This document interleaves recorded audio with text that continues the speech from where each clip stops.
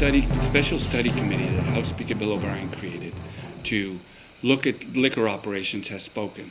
And its recommendations are now kind of thrown in some doubt now that Democrats have taken control of the legislature and Maggie Hassan has become governor.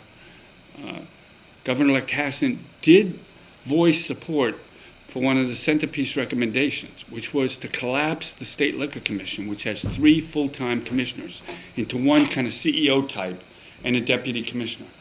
And a Democratic representative from Cheshire County will be sponsoring that legislation for this committee.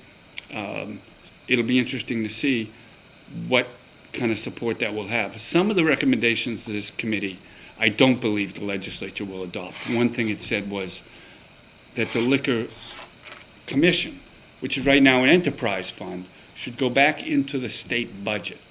That would give the legislature full control over its budget. As a Senate Majority Leader, Maggie Hassan supported in 2009 a reform that allowed the Liquor Commission to go off budget and essentially make a lot of their own financial decisions.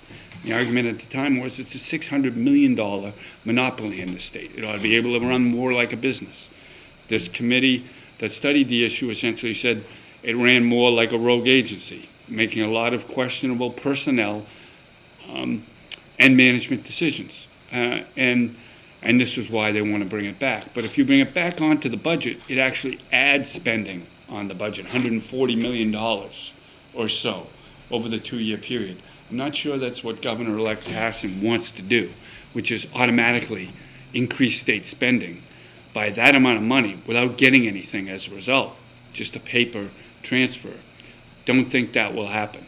But there are about 13 recommendations, and some of them, as I said, some of them may well happen, such as requiring the Liquor Commission to file rules just as any other agency does, and require support for those rules to come from a legislative study committee that meets every month here in Concord.